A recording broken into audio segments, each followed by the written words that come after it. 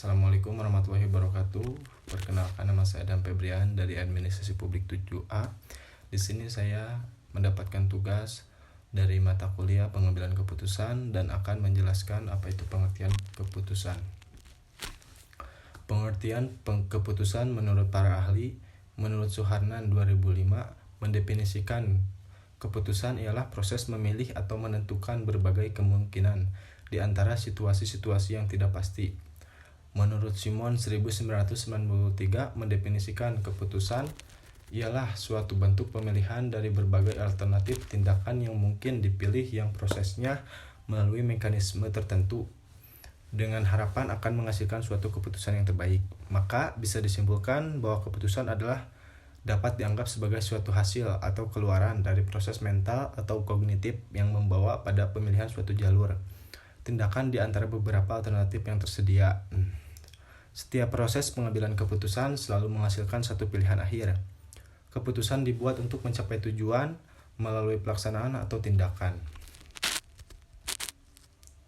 Selanjutnya, pengertian kelompok menurut para ahli.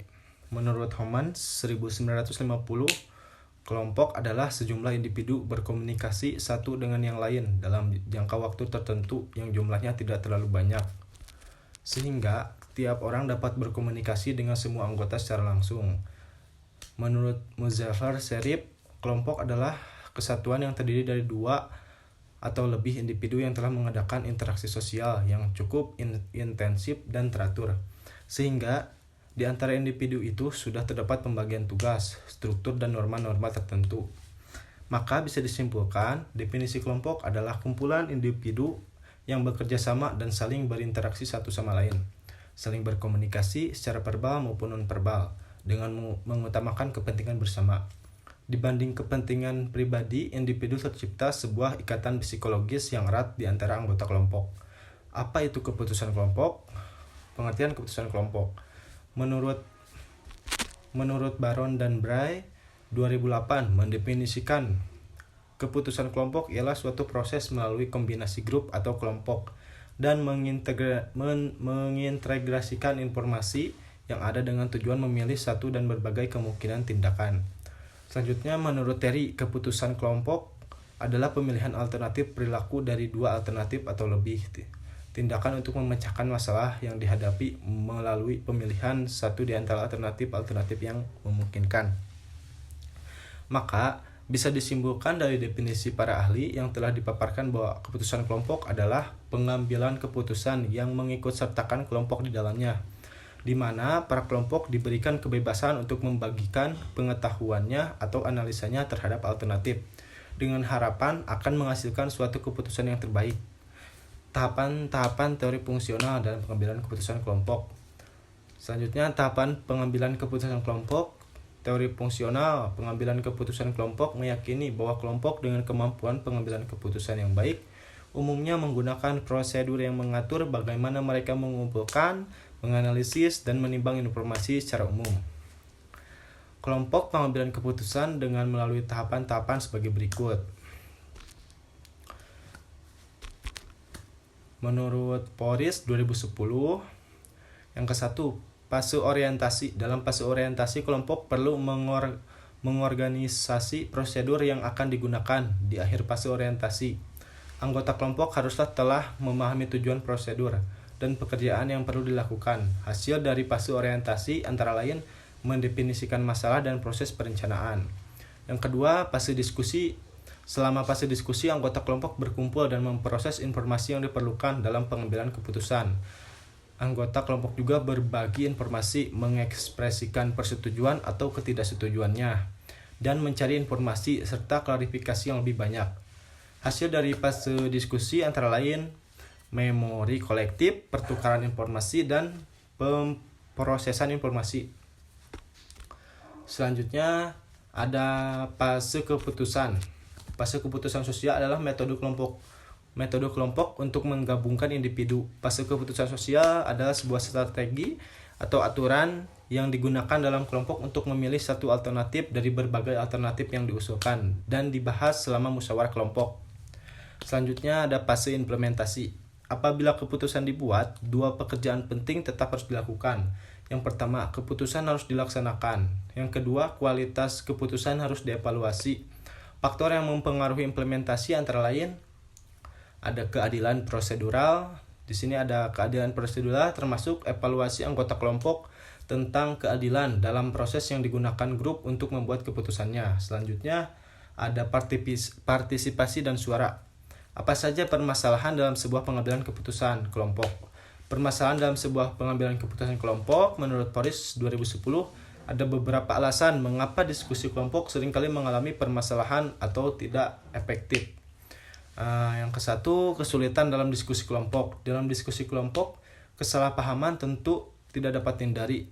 Hal ini dapat disebabkan oleh banyaknya anggota kelompok yang kesulitan mengungkapkan maksudnya secara jelas, sehingga terjadi kesalahan dalam penangkapan pesan.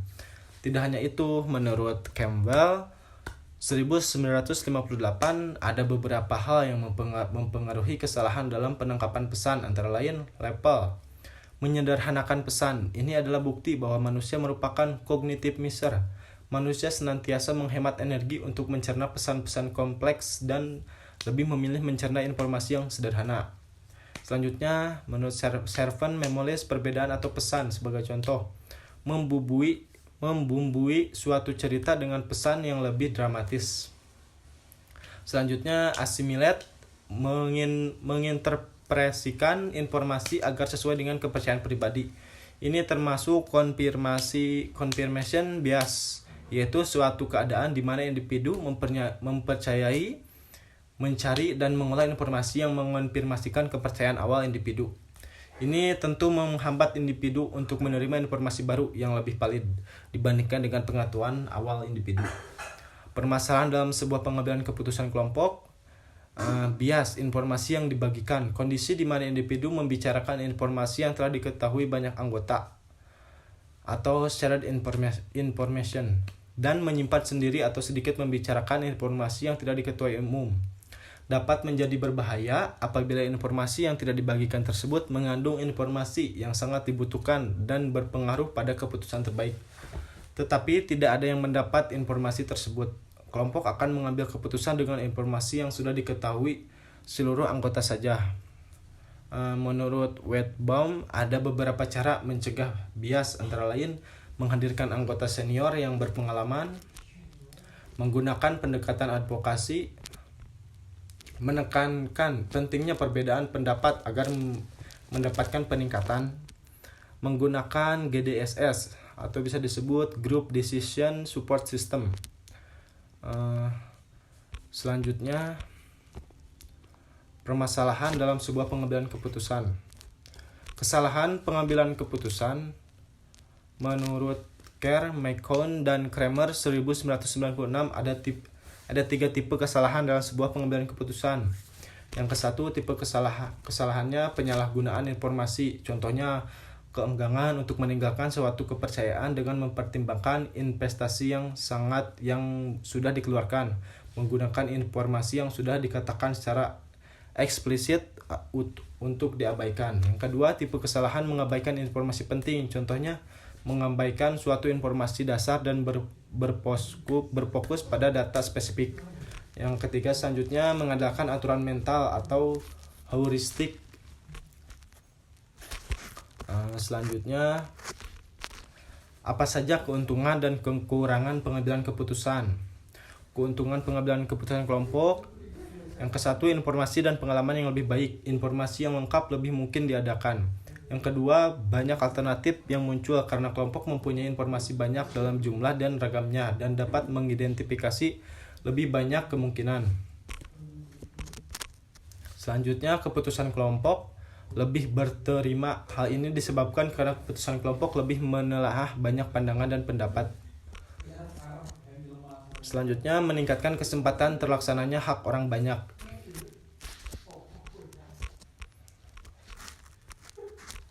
Kekurangan pengambilan keputusan dapat terjadi adanya tekanan sosial, kehendak akan permainan politik dari sebagian anggota kelompok yang mempunyai kepentingan pribadi dapat mengubah pikiran sehat.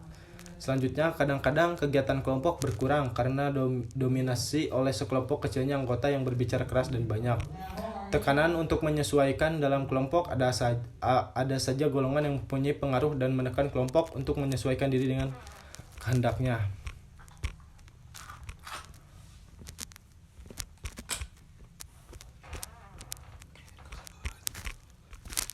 Kesimpulan, manusia sebagai makhluk sosial tidak dapat terhindarkan dari bersosialisasi, berkomunikasi, dan membentuk koneksi dengan orang lain. Salah satu penghubung antara manusia satu dengan yang lainnya adalah melalui grup atau kelompok. Sebuah kelompok dapat didefinisikan sebagai dua atau lebih individu yang terhubung dalam hubungan sosial. Dan oleh hubungan sosial, secara umum, kelompok pengambil keputusan dengan melalui fase orientasi, fase diskusi, fase keputusan, dan fase implementasi. Berbagai jenis situasi memerlukan jenis metode pengambilan keputusan yang berbeda. Keputusan dapat berpusat pada pemimpin otoriter hingga berpusat pada kelompok yang demokratis. Dalam diskusi kelompok, kesalahpahaman dan bias tentu tidak dapat dihindari. Hal ini dapat disebabkan oleh banyaknya anggota kelompok yang kesulitan mengungkapkan maksud secara jelas, sehingga terjadi kesalah dalam penangkapan pesan. Penyebab munculnya diskusi kelompok meliputi kohesivitas kelompok, kesalahan struktural kelompok dan organisasi, dan faktor situasional provokatif.